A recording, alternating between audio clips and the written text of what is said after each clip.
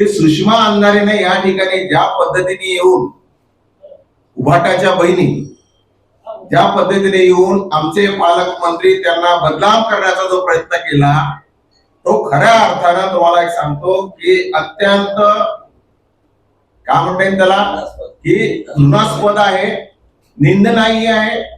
Bharatiya Janata party त्याची निंदा करते. त्यांनी एक या ठिकाणी दिलं होतं की भंडारामध्ये आग लागली होती त्याची त्यांनी आठवण करून दिली की आमचे त्यावेळेसचे असलेले मंत्री मुख्यमंत्री उभाटाचे आपले उद्धवजी ठाकरे की त्या ठिकाणी जाऊन आले होते, त्यांनी व्हिजिट केली होती. मला एक सांगा की जेव्हा करोनाच्या काळामध्ये एक व्हिजिट केली, एका बांधावर जाणाऱ्या 2 बांधावर जाणाऱ्या एकही शेतकऱ्याच्या बांधावर उद्धव ठाकरे गेले नाही. त्यानंतर करोना काळामध्ये मास्क लावून बसले घरात. पुऱ्या महाराष्ट्रात कोणी फिरलं नाही. अख्ख्या महाराष्ट्रात या महाराष्ट्राचे लाडके मुख्यमंत्री देवेंद्र फडणवीस साहेब पायाला भिंगरी लावून प्रत्येक दवाखान्यामध्ये प्रत्येक हॉस्पिटलमध्ये ज्या ठिकाणी आपण म्हणजे बॉडी हे झाल्यानंतर हे करतो आपण पॅक करतो त्या ठिकाणी सुद्धा ती प्रॉपर आहे की नाही, प्रॉपर त्या ठिकाणी काम चाललं की नाही, या पद्धतीने या महाराष्ट्रामध्ये देवेंद्र फडणवीस साहेबांनी काम केलं. आता मी हा सुषमा अंधारेला विचारतो की तुम्ही त्यावेळेस जेव्हा उद्धव ठाकरेंनी करोनामध्ये काम करायला पाहिजे तर तेव्हा तुम्ही कुठे गेल्या होत्या? तुम्ही तेव्हा त्यांच्यासोबत नव्हत्या. हा माझा पहिला त्यांना प्रश्न आहे.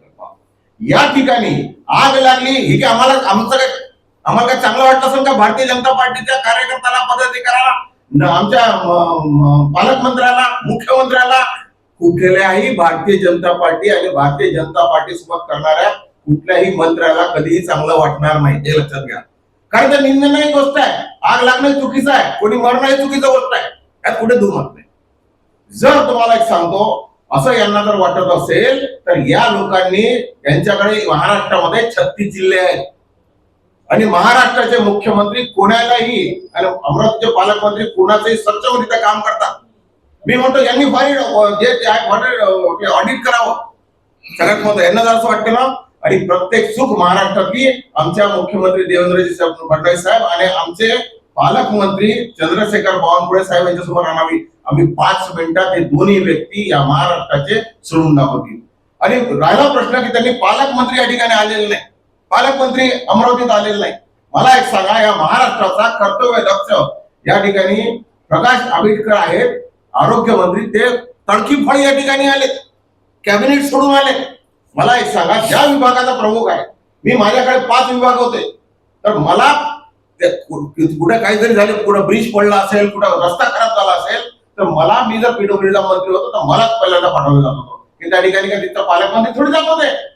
हे शक्य नाहीये, हे लक्षात घ्या. की त्यांना मी सुषमाताईंना जाणीवपूर्वक सांगतो की ज्यावेळेस करोना होता त्यावेळेस तुम्ही कुठं गेल्या होत्या, तेव्हा त्यांना आठवण द्यायला पाहिजे उद्धव ठाकरेंना की जा, की लोक वाचले पाहिजे. या महाराष्ट्रात फार मोठ्या प्रमाणात लोक मरून राहिले, त्याची खायची व्यवस्था आहे की नाही, त्यांना ते कोणती किट म्हणतात ते मिळते की नाही.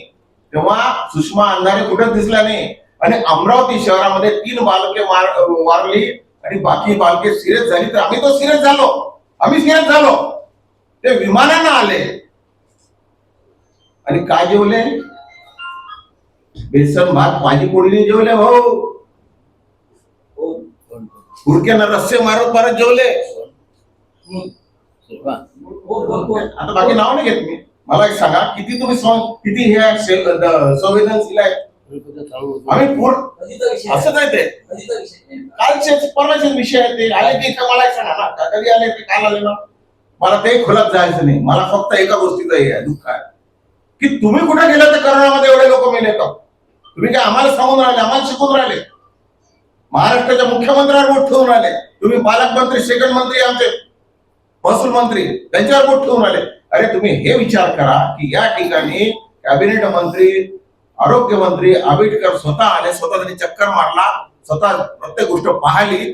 त्यानंतर त्यांनी महाराष्ट्राच्या मुख्यमंत्र्यांनी रिपोर्टिंग केलं आणि महाराष्ट्राच्या मुख्यमंत्र्यांनी हे सुद्धा सांगितलंय की मी एकाही व्यक्तीला सोडणार नाही. त्याची समिती तयार केली सगळ्यात महत्वाचं. आणि त्या समितीमध्ये ज्या समितीने जेव्हा निरीक्षण करेल तेव्हा कोणी असो, पीडब्ल्यूडी असो, पीडब्ल्यूडी इलेक्ट्रिकल असो, CS असो, कलेक्टर असो, कोणी असू द्या, तुला कुठेही माफी नाही. भारतीय जनता पार्टीचा आमचे नेते कोणालाही माफी देत नाही. त्यात मी जरी सापडलो तर मला सुद्धा माफी देणार नाही याची मला खात्री आहे, हे लक्षात घ्या.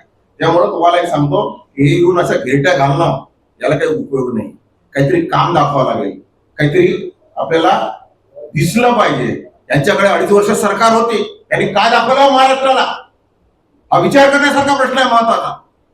आणि कुठे जायचं, कुठे पाय मारायची, कुठे लात मारायची, त्याला काही व्हॅल्यू नाही आहे या गोष्टीला. तुम्हाला 2.5 वर्ष या महाराष्ट्राच्या लोकांनी तुम्हाला संधी उपलब्ध करून दिली होती. तुम्ही काय केलं त्या संधीचं? महाराष्ट्रातले लाखो लोक मेलेत कोरोनामध्ये. आणि महाराष्ट्राचे देवेंद्र फडणवीस साहेब विरोधी पक्ष नेते होते, भिंगरी सारखे महाराष्ट्रात फिरले. माझ्याकडे आले होते कोरोनामध्ये, मी सांगितलं साहेब येऊ नका. माझे वडील म्हटलं 80 वर्षाचे आहे, नाही नाही मला तुम्ही चिंता करू नका. म्हणजे एवढ्या प्रमाणात प्रत्येकाला म्हणजे प्रत्येकाला जाऊन प्रत्येकाकडे येऊन तुम्हाला एक सांगतो, तुमच्या माहिती असेल की नसेल माहित नाही मला, आपल्या इथे हिंदू स्मशान संस्था आहे, त्या संस्थेमध्ये जाऊन त्यांनी मला जायला सांगितलं की प्रवीण भाऊ इथे या ठिकाणी मी अत्यंत अर्जंट आहे, तुम्ही इलेक्ट्रिकची आपल्या त्या गॅस सावधानी लावा, हे लक्षात घ्या. हे त्यांनी मला सांगितलं होतं. आपली शासनाची मोठ्या प्रमाणात ऑक्सिजन प्लांट लागतंय, पण तुम्ही तुमच्या जवळ न लावा. मला एक सांगा, इतके व्यक्तिमत्व असलेले लोक आहे देवेंद्र फडणवीस साहेब किंवा आमचे बावनकुळे साहेब आहे, याची तुम्ही तुलना कोणा गोष्टीशी करताय? आणि तुमची तुलनाकडे क्षमता आहे का? हा सुद्धा प्रश्न आमच्या सरकारला पडतो. जेव्हा त्यांना पडतो तेव्हा आम्हाला सुद्धा पडतो, हे लक्षात घ्या. या सगळ्या गोष्टीला राजकारण प्रमाणापेक्षा जास्त घुसलं जातं. एक लक्षात घ्या, भारतीय जनता पार्टी राजकारण करत नाही, आम्ही समाजकारण करतो, राजकारण करत नाही. समाजकारण जर नाही केलं आम्ही, तुम्हाला सांगतो त्या दिवशी आम्हाला पब्लिक बाहेर पडतो, हे लक्षात घ्या. आम्ही समाजकारण करतो, आम्ही इतके आपलं संवेदनशील आहे की आम्ही एका मिनिटात आमची दहीहंडी कॅन्सल केली. दहीहंडीला पैसे किती लागणार आहे याने विचारला, किती लागणार काय हा विषय नाही आहे, काय लागायचे लागत नाही लागणार तो वेगळा विषय आहे. परंतु आम्ही संवेदनशील आहोत, हे लक्षात घ्या. आम्ही त्या पालकांमध्ये जे मृत्यू झाले त्यांना कशी मदत केली पाहिजे, जे सिरियस होते त्यांना कशी मदत केली पाहिजे, शासन मदत करत राहील. पण आम्ही जी मदत करतो ती तुम्हाला सांगतो, भारतीय जनता पार्टीच्या प्रत्येक कार्यकर्त्याच्या खिशातून 1-1 रुपया घेऊन आम्ही मदत करतो. तेवढे आम्ही संवेदनशील आहे, हे लक्षात घ्या.